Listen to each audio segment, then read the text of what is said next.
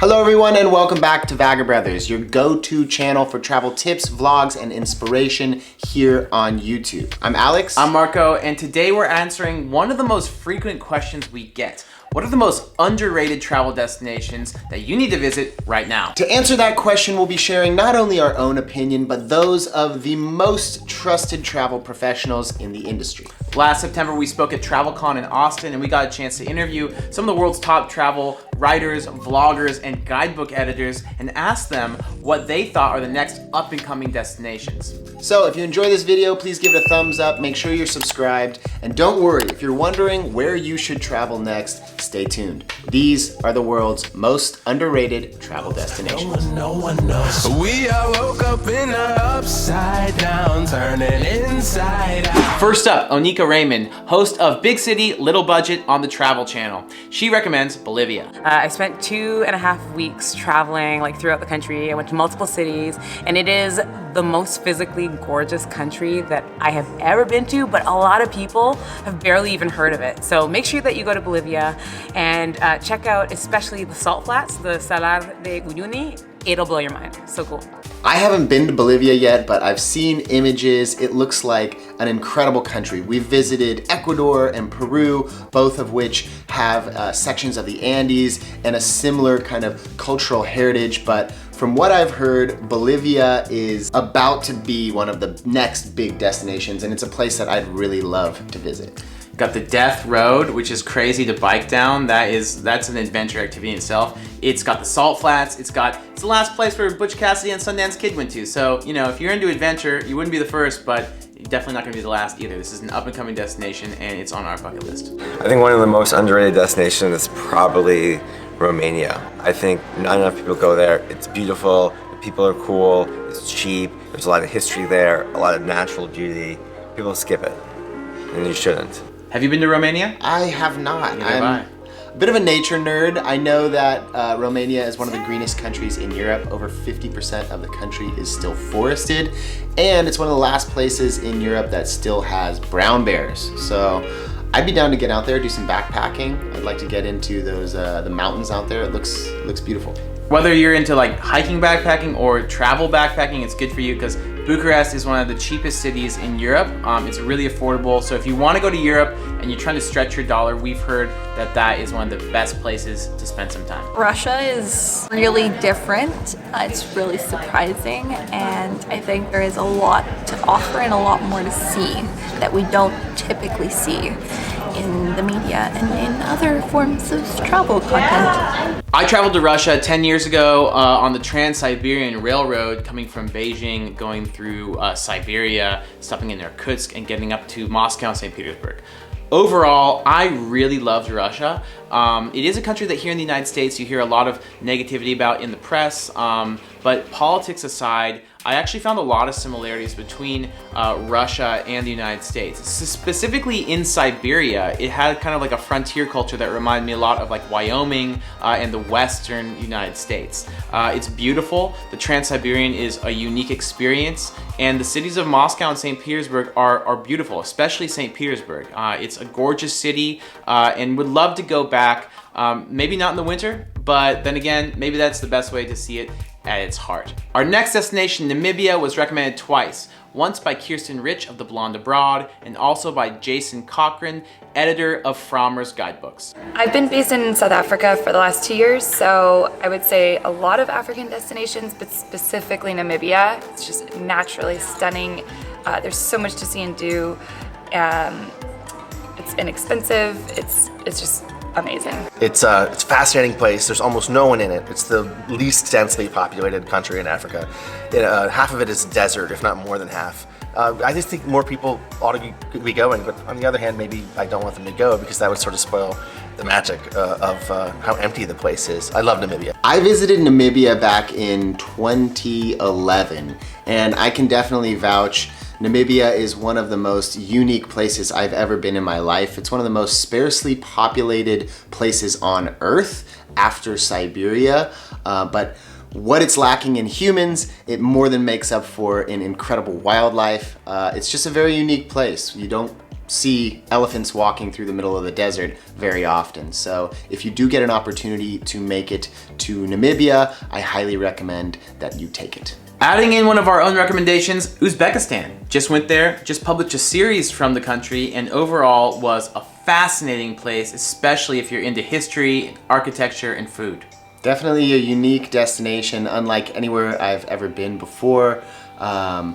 I don't know, I think you visit Uzbekistan, you're never gonna forget that trip. It's kind of frontierish in certain aspects, but when you see these big, beautiful buildings, mausoleums and mosques and minarets, and you try the food and the friendly people, it's just a place that will really imprint itself on you, and it'll be good for your Instagram too, so head out there. And click this card to see the full series on our YouTube channel.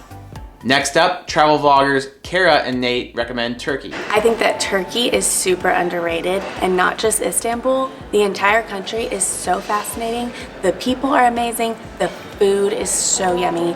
The nature is so cool. There's tons of history. I love Turkey. We visited Istanbul. I know that Turkey is much more than that, but it is a very fascinating city. It's one of the coolest places I've ever visited. There's something very unique about how cultures have blended together there. The Bosphorus, you're in Europe looking at Asia or vice versa, and there's just layer upon layer of history there. The blend of cultures there is super cool. One of the things I loved most about it was walking down a street and kind of having the feeling like, wow, this is like New York, with the blend of cultures from all around the world, but on the other side of the world and with a totally different blend of cultures. And there's a lot of cool connections in this part of the world that as a traveler you might find fascinating. And the food, by the way, is delish. And Turkish massage in hammam, feel good. I like it. Next up we have Dave and Deb from The Planet D. Dave recommends a destination that we visited last year, Sri Lanka. A lot of people go to like the beaches of India and all that kind of stuff, but don't really give Sri Lanka a time of day. But it's incredible. The people are amazing. Great beaches, great surfing, great food, great culture. It is an amazing destination. I would have to second Dave there. I think Sri Lanka is definitely one of the coolest places that we've visited in quite a while. I had a spectacular time there. I came home with a beautiful puppy who's like the coolest animal that I've ever met. And yeah, just like the landscapes, the culture, the food, the people, super friendly. I loved it. Yeah, and it's like totally underrated destination because, it gets kind of overlooked. With a country like India right next to it, which is such a huge tourist draw, some people might not think of Sri Lanka, but it does have a lot of what India has without a lot of the things that drive away a lot of tourists from India. I mean, it's cleaner, there are way fewer people. I mean, there's less people in the whole country of Sri Lanka than I think some of the biggest cities like Delhi and Mumbai. So it's way more chill. And until now has really only been a destination that was frequented by surfers for the most part. They go looking for waves all around the world, and a lot of surfers have found paradise there in Sri Lanka. Now, more tourists are catching on. For me, I think the most underrated destination is Nova Scotia, Canada. A lot of people don't think of Nova Scotia, they think of Ireland, they think of Scotland when they want that culture, but you get a great same East Coast vibe on Nova Scotia with beautiful scenery, great cliffs, and a lot of wildlife, and fantastic, fun people to party with. You and I, over the past few years, have visited quite a lot of Canada, but one region that has eluded us is this northeastern corner, the Atlantic provinces of Canada, and Nova Scotia in particular is one that I'm really interested in visiting. I've heard great things. We have some friends who have told us that they lived in Halifax and they really recommend it as a great town. There's tons of wildlife and there's great culture in the rural areas. So overall, I think we've touched every province that borders on the United States with the exception of the eastern provinces. So we got to get out there. Thank you, Deb, for the recommendation. Hopefully we'll see you out there soon. Eric Prince of Minority Nomad recommends Malaysia. It's quite popular amongst backpackers, but I don't see a lot of non-backpackers going there. Every time I go, I have an amazing time. I go Kuala Lumpur, Penang, Cameron Highland, the people, the food, the culture, the weather, amazing destination. I went to Malaysia right after college. I backpacked through Southeast Asia, and one of the things that drew me to that country was the Jungle Railroad. It is a slow-moving scenic train that goes through the jungles in the heart of the peninsula, the Malaysian peninsula, it was beautiful. I went to the Cameron Highlands, I went to Taman Negara National Park, and I went also to the Parentian Islands, which are just north in the ocean right there. Very mellow, very untouristed, at least then. One place I didn't get to go was Georgetown, formerly known as Penang. And so if you've had a Penang curry, you get a flavor sample of the entire country. It is a great place that blends together all sorts of different influences from Malaysian, Indian, English, Chinese, all in one place, and it is delicious. Adventure travel blogger Matt Karsten, aka Expert Vagabond, recommends Greenland. One of my favorite countries / islands. You'd think it's covered in ice, but around the coast there's lots of actual green and lots of adventure activities. It's got a really cool and interesting culture.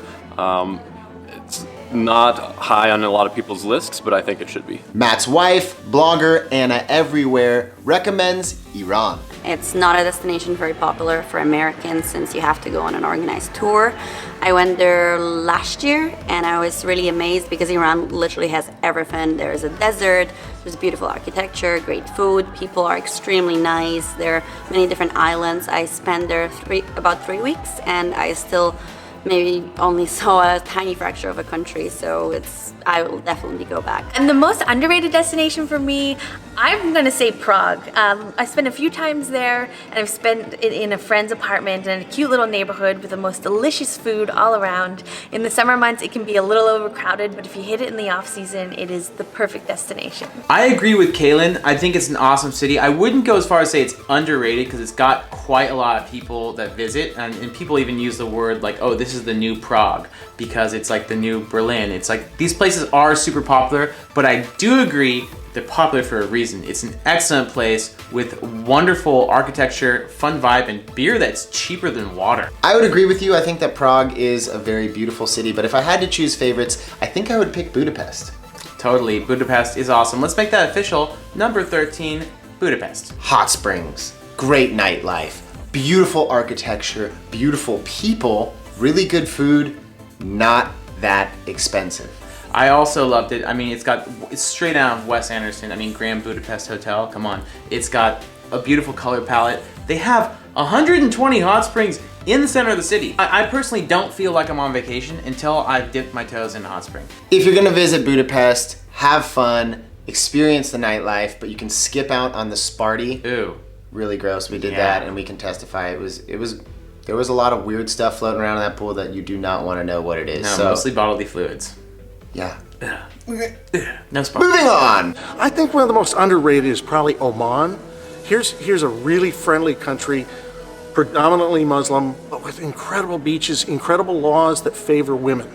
And, you know, we're safe there and it's a great place to visit. Totally echo what Spud said. Oman is a great country. We were there in 2013 and just really loved the balance of a country that's able to preserve its traditions while also being open to foreigners. That's very rare, especially in the Middle East. It's a friendly, stable country, and locals are generally interested in foreigners and want to show off the beauty of their culture. I think Oman really breaks all the stereotypes that you have of the Middle East and of the Arabian Peninsula. Yes, there is the desert. Oman has part of the Empty Quarter, one of the largest stretches of desert in the Middle East, but it's also home to huge green mountains, wadis that are full of water, and there's beaches with surf. Oman actually catches the tail end of the monsoon, so it's a place that will break all of the stereotypes that you may have or that the media perpetuates about the Middle East. It's a place that we highly recommend that you go visit. Speaking of the Middle East, Elena Nikolova, aka Muslim Travel Girl, recommends neighboring Qatar. I recently moved to Qatar and I can testify that it's one of the best countries for solo female travels, for family travels, for adventure travels. And it's so much smaller, so much more intimate. You can meet friendly locals, you can have great local food, and you can just get a real sense of what it is to be in a Muslim Arabian country and have so much fun. Moving things back to South America, Ernest White II at Fly Brother recommends Sao Paulo, Brazil. It's a phenomenal city of 20 million Brazilians. It's exhilarating, it's exciting. Obviously you have to like cities. It is the city. I love Sao Paulo and I think more people should spend time there. Frommer's guidebook editor-in-chief Jason Cochran recommends another side of a popular country, Western Australia. I don't think enough people venture west of Melbourne or Adelaide when they go. And Perth, although Perth feels a little bit like San Diego or Miami, the countryside southwest in giant trees, the Kare forests, and the surf waves they have on the southern and western coasts. It's kind of a great area. It's almost a New Zealand-like area that I wish more people would visit because it's pretty cool. It just takes so long to reach to even from Sydney that a lot of people don't even bother. And our friends had some nice things to say about our home country, the USA. The most underrated for me is the United States. We have so much to see and do here in the United States. So I'd say the Midwest. I love traveling in the Midwest. Some of my best trips have been in Iowa. So, which of the 50 nifty United States is your favorite? It's hard to pick favorites, especially amongst the 50 states. Obviously, kind of a toss-up between Hawaii, Alaska, and California, but lately I've been really digging just the Four Corners area of where Colorado, Utah, New Mexico, and Arizona all come together. The Southwest is an incredibly beautiful place, and visiting in like the fall, the winter, the spring, you kind of avoid that desert heat and you can explore all of the national parks that are out there. I also am really interested in the South and Louisiana specifically. I really love New Orleans. I think it's one of the coolest cities in the world. And I also really want to explore more of like Nashville and places like down there in the South. I really don't know too much about the area. I really want to explore more of that, and it's a side of my own country I really haven't seen too much of. Last but not least, travel writer Thomas Schwick recommends Poland. I lived in Poland for 2.5 years. I obviously have a soft spot for the country. People go to Krakow sometimes, but they forget Warsaw, Gdansk, Wrocław, some really beautiful places in Poland. The mountains in the south are spectacular. So I would say Poland is underrated. We haven't visited Poland yet, but we're actually planning on visiting this summer, so I'm excited to check it out. I've heard a lot of good things. How about you? Yeah, for that Warsaw has a great craft beer scene, so looking forward to getting into that. We're gonna go to Krakow as well. So if you guys have any tips on those cities, or if you have any tips for any place that we've mentioned, or any place we haven't mentioned, go ahead and add those down below in the comment section. And if you haven't already, give this video a big thumbs up, share with your friends, subscribe to Vagabrothers, and turn on notifications for more travel tips like this from all around the world every week in your inbox. Big thanks to all the travelers who shared their opinions. Make sure you go check them out as well. They're all linked down there in the description box. And as always, remember, stay curious, keep exploring, and we will see you on the road. Peace.